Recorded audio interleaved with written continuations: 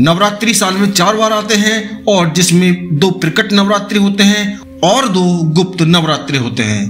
प्रकट नवरात्रि में पहला नवरात्रा चैत्र महीने में और दूसरा अश्विन मास में पड़ता है। इन 9 महीनों में माँ दुर्गा के 9 स्वरूपों की पूजा और उपासना पूरी भक्ति और श्रद्धा के साथ की जाती है। चैत्र नवरात्रि के प्रारंभ से ही हिंदू नववर्ष का आरंभ भी माना जाता है और इस दिन महाराष्ट्र का प्रमुख पर्व गुड़ी पड़वा भी मनाया जाता है। आइए जानते हैं नवरात्रि कब से कब तक है और इन 9 दिनों में व्रत करने के लाभ और महत्व क्या क्या है। मित्रों, नवरात्रि 9 दिनों तक चलने वाला एक महत्वपूर्ण हिंदू त्योहार है। यह माँ दुर्गा के 9 रूपों की पूजा का पर्व है।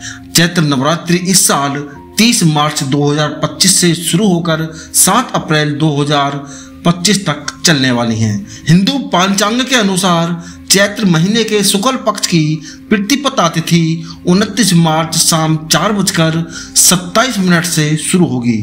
यह तिथि 30 मार्च दोपहर 12:49 तक समाप्त हो जाएगी। इसलिए नवरात्रि का शुभ आरंभ 30 मार्च से होगा। चैत्र नवरात्रि का आरंभ इस साल रविवार से हो रहा है, यानी इस साल माँ दुर्गा हाथी पर सवार होकर धरती पर आएंगी।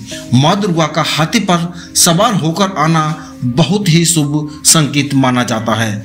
ऐसा होने से धन धान्य में वृद्धि होती है और देश की अर्थव्यवस्था में सुधार होता है। माँ दुर्गा हाथी से आएंगी और सोमवार 7 अप्रैल को समापन होने पर हाथी से ही प्रस्थान करेंगी। यह बहुत ही शुभ माना जाता रहा है। इस शुभ अवसर पर माँ दुर्गा की मन से पूजा करने पर आपकी हर मनोकामना सिद्ध हो सकती है। चैत्र नवरात्रि चैत्र मास के शुक्ल पक्ष के दौरान मनाई जाती है। चैत्र नवरात्रि के साथ ही हिंदू नववर्ष की शुरुआत भी होती है।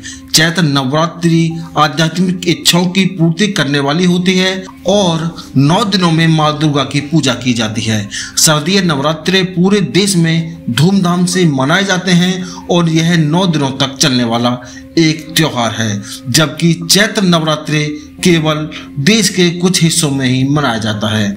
मान्यता है कि नवरात्रि में माँ दुर्गा बहुत ही प्रसन्न मुद्रा में होती हैं और अपने भक्तों की सभी मनोकामनाएं आसानी से पूरा कर देती हैं। इसके साथ ही साथ व्रत रखने से हमारे शरीर की शुद्धि होती है और मन में अच्छे विचार आते हैं। दोस्तों, ऐसे ही वीडियो देखने के लिए चैनल को सब्सक्राइब करना बिल्कुल ना भूलें और वीडियो को लाइक करते हुए कम से कम 3 दोस्तों को शेयर करें और कमेंट बॉक्स में जय माँ दुर्गे जरूर लिखें।